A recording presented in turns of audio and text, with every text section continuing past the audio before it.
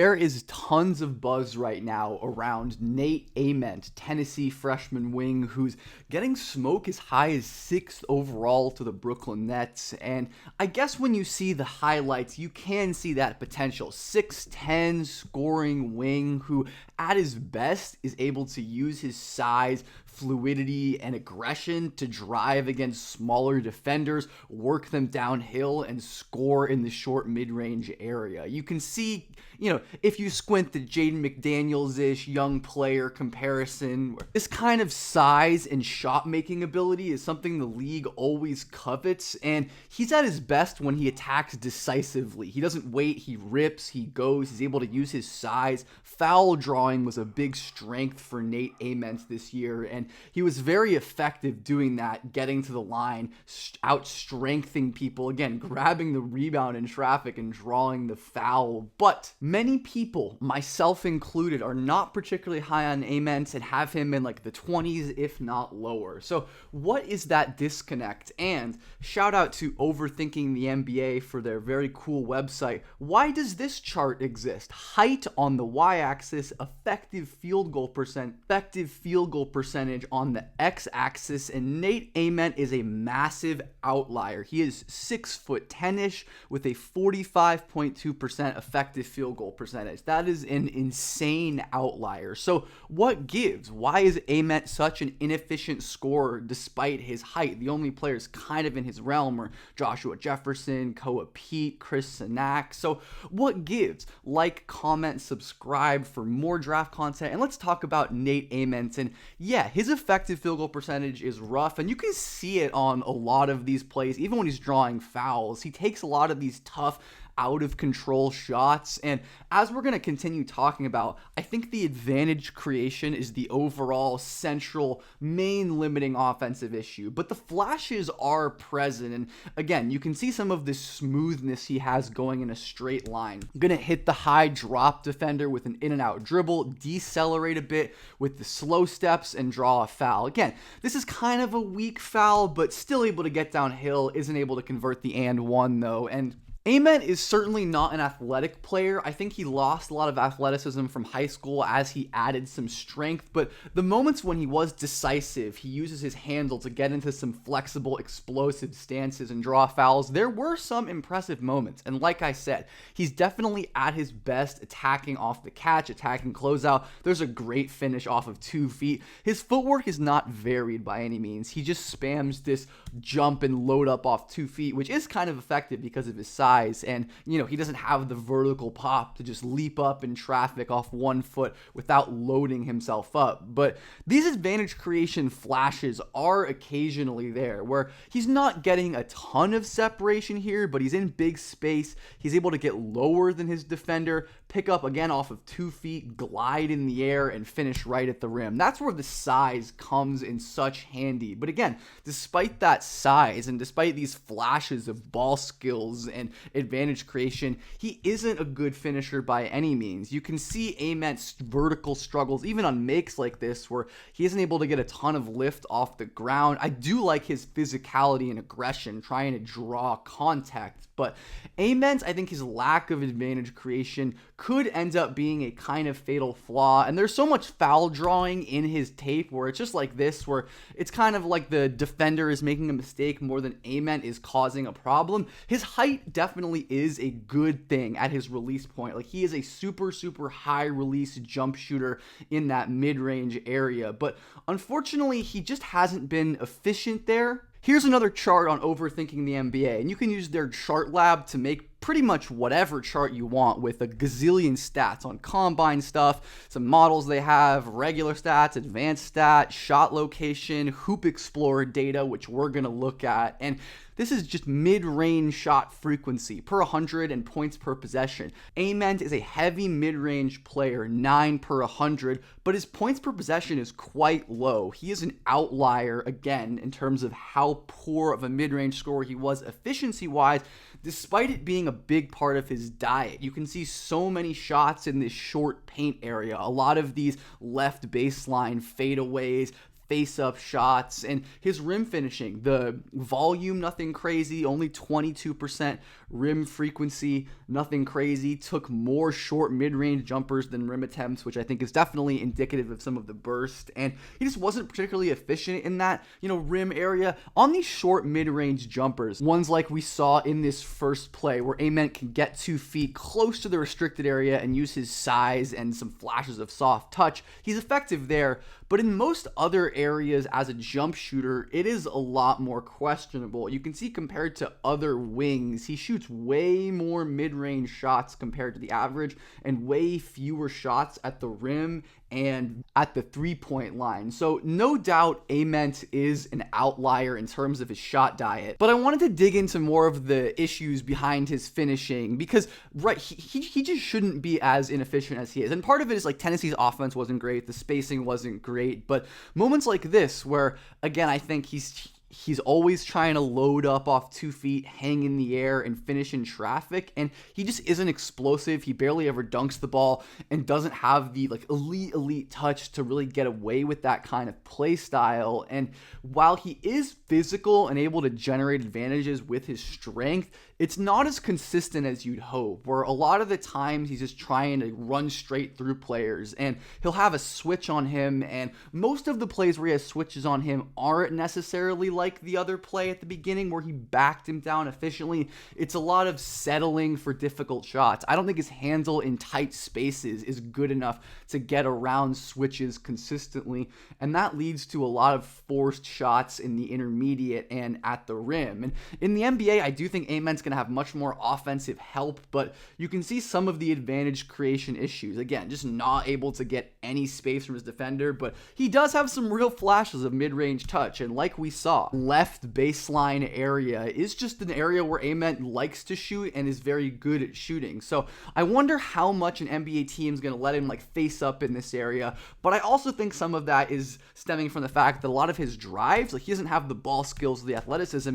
to get his drives in the restricted area or to draw a second defender and find his big man down in the lane. That's just not his skill set. So I do think it's a confluence of Ament's strengths, desires, and some of his limitations. But one of the overall things that I noticed with him is just how slow and sluggish he looks with the ball this year compared to in high school, where I didn't think he was an elite athlete, but definitely had a bit more twitch. I think adding the muscle mass has certainly contributed, but even switched on to a big and David Merkovich that doesn't have a lot of burst or quickness, he struggles to separate cleanly.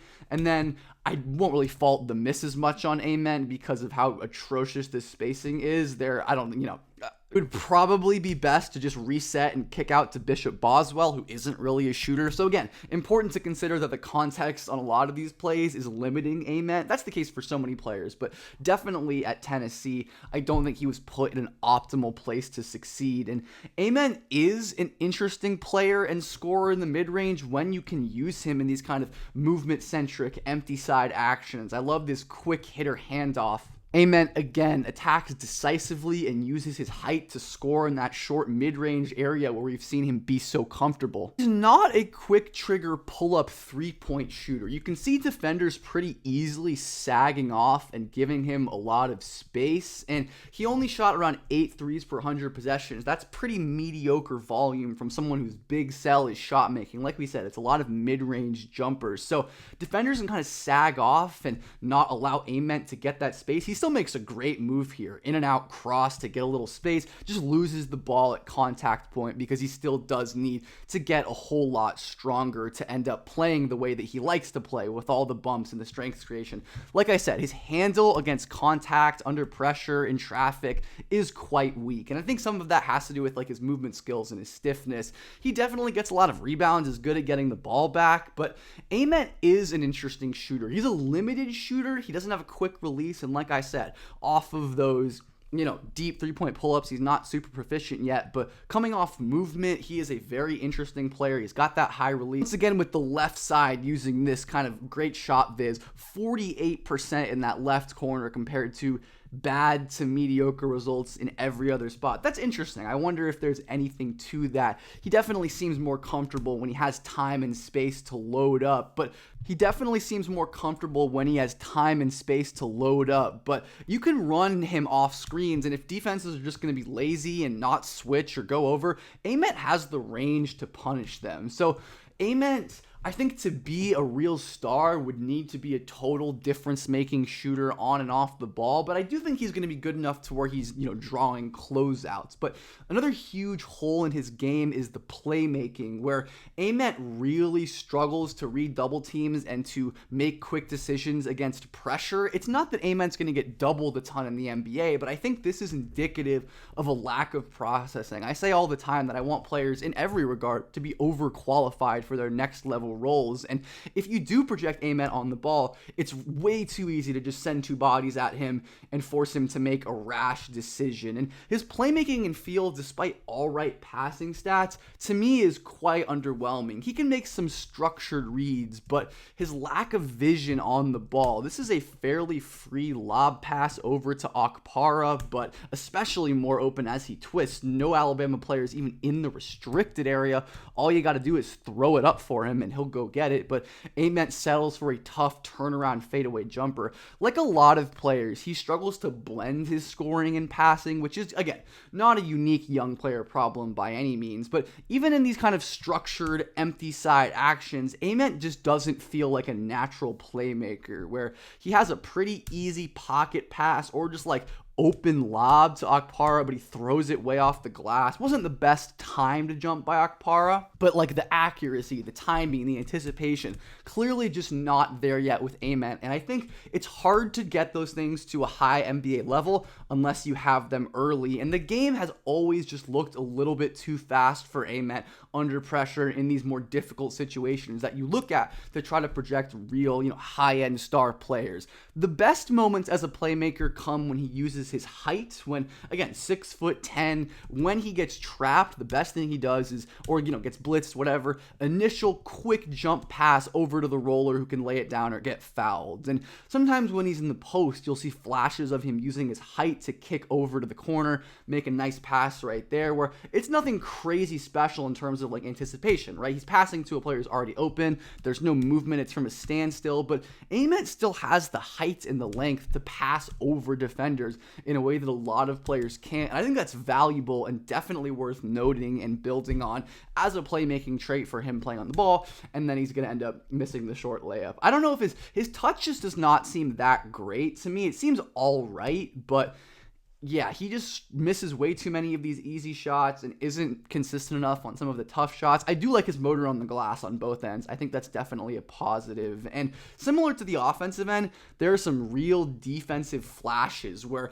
Ament will use his size to really load up and make big plays as a weak side shot blocker. Again, not like a crazy complicated play where he's just reading this drive gap, hopping off 2 feet and using his length. That is a beautiful play. There's a little potential with Ament as a weak side shot blocker, great awareness and instincts there, contesting at the basket, slapping the ball away. I believe that was off Virginia at that point. And Ament's best stuff on defense, and I think in the NBA, since he's not a crazy athlete and his instincts and awareness aren't great, is just being in the right space and being gigantic. On a play like this, Ament is just doing his job, right? There is a show at the post. He's guarding the low man, or kind of weak-siding these two defenders, and since Owe cuts, it's his responsibility to take the cutter and deny that immediate threat. He does that. It's an errant pass, and Ament uses his length to keep it in bounds, right? Nothing crazy complicated, but stuff that can hopefully help him become a solid defender. But Ament is so inconsistent in terms of his technique, and the explosiveness vertically shows up as a rim protector too, where he often fouls or isn't able to be in great position. But I think his movement skills really are going to hurt him in these kind of more and less visible off-ball concepts. Your long rotations, playing the gap like this, where you have to be able to quickly in this gap recover back and likely change directions this way, which Ament is just too stiff and upright to do consistently. It's something you saw him get beat on throughout the year. And then his awareness, which it's not uncommon for young players to lose track of their mark and, not get punished right here. Boswell is pretty wide open, but the consistency and the frequency that it happens with Ament definitely worries me. He struggles quite a bit to chase screens too. I think the stiffness and the uprightness contributes to that. But there are occasionally flashes where you can see him putting it together on the ball using his length. But again, changing directions multiple times right here. He has to flip his hips once, flip his hips twice, he reaches, and he's just not movement. He just doesn't have the movement skills or athleticism to stay in front. Obviously, Tennessee had a great defense and was able to help him out a ton, and that was very nice. But again, just the lack of athleticism and force on defense at times. But you see flashes when he stays attached, uses his length. So there are definitely some potential silver linings with Ament on defense. Like I said, he's very young, can improve, and just being large and in position is valuable. His length right there, and like I said, very good on the offensive and defensive glass. But the advantage creation in this primary role really is my main hang-up. I've done a ton of hand tracking that I've talked about on this channel before, and I use my play-by-play charting that I've used for my grades to make a very basic advantage creation metric. And this is just pure advantages per 100 possessions, bending the defense, beating your defender. Ament is 13th of my first-round perimeter players, and his success rate, which is just successful advantages over total advantage attempts, right? A failed advantage being like a turnover. This is obviously a successful advantage where, Ament is blowing by, but, one of these turnovers, not created space, 4 shots, those are failed advantages, right? His success rate is extremely low, and I think that bears out on the tape, where there is definitely a floor with Ament. His size and shot making talent is pretty unique. So I think, and the fact that the NBA just loves these kind of players is very interesting. But going back to our Overthinking the NBA chart, again, big shout out to them for this very cool website. You can make all of your own kinds of charts. It's not a good sign historically for these big players like Ament who end up in this Cam Reddish, Zaire Williams kind of axis. I think the best outcomes for Nate Ament might be something like a Jabari Smith or a Tobias Harris, not to be just totally helmet scouting, but let me know what you think of Nate Ament. Do you think I'm way too low on him and he's going to end up being great, or are you even lower on him than me and wouldn't even take him in the first round? Because I know people on both sides of that debate do exist. Let me know what you think, and I think Ament is potentially worth a mid-late first round pick. I wouldn't touch him in the lottery. I kind of get why he could be worth a late lottery pick, but ultimately too many red flags for me to think he's going to be anything other than just like a solid starter at his peak, which is not a terrible thing. If you're getting Jabari Smith at like 15th, 16th, 17th, it's not terrible, but especially in this class, I think you can shoot for better. But again, thank you so much for watching. Make sure to like, comment, and subscribe, and I'll see y'all next time.